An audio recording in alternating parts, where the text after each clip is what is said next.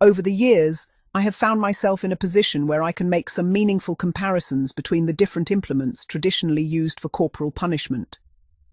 While every individual experiences pain differently, and no two situations are ever exactly the same, certain patterns emerge after repeated experience. My interest lies in the historical practices of corporal punishment and in understanding how the various methods compare with one another. For me, authenticity is important. While it is impossible to recreate every aspect of the disciplinary systems of the past, I prefer experiences that remain reasonably close to the way these punishments were traditionally administered. Of course, any comparison has its limitations. Pain is subjective, memory is imperfect, and different people administer punishments with varying degrees of skill and consistency. There is also the simple fact that experiences are separated by time. Recovery periods are essential, both physically and mentally, and I often need at least a couple of weeks before I feel ready to repeat an experience. Even allowing for these variables, however, it is possible to draw some useful conclusions. The cane. The cane is often regarded as one of the most severe traditional punishment implements, and my experience largely supports that reputation. When comparing caning on the hand with caning on the buttocks, the initial impact is surprisingly different. The first 1 or 2 strokes delivered to the buttocks tend to be more shocking and painful than the equivalent strokes on the hand. The sting is intense, immediate, and difficult to ignore. As the punishment continues, however, the balance begins to shift.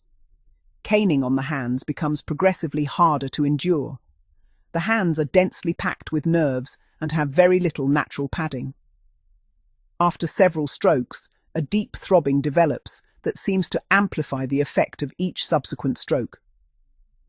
Every additional cut of the cane lands on tissue that is already highly sensitized, making the pain build rapidly. Caning on the buttocks also becomes more painful as the punishment progresses, but the increase is generally more gradual. While each stroke adds to the overall discomfort, the area is better able to absorb punishment than the hands.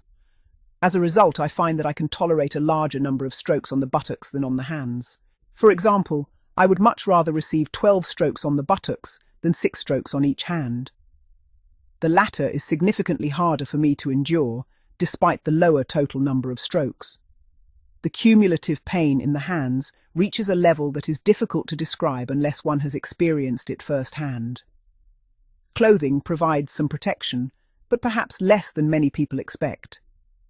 A caning delivered to the bare buttocks is certainly more painful than one administered through underwear, shorts, or trousers, yet the difference is not dramatic. The sting remains intense regardless.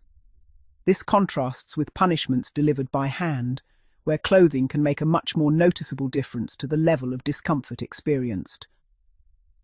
The strap. The strap is, in many respects, comparable to the cane in terms of overall severity. I would place the two implements in roughly the same category, although the character of the pain differs significantly. Where the cane produces a sharp, cutting sting, the strap delivers a heavier and more solid impact. The sensation is less acute, but feels more forceful. Rather than slicing into the skin with a sharp line of pain, the strap seems to strike with a broader, more concentrated weight. The build-up of pain is also somewhat different. On the hands, repeated strokes of the strap still create a considerable cumulative effect, but the escalation is not quite as dramatic as it is with the cane. The throbbing develops more slowly, allowing the recipient to cope with a larger number of strokes before reaching the same level of discomfort. Clothing also appears to offer slightly more protection against the strap than it does against the cane.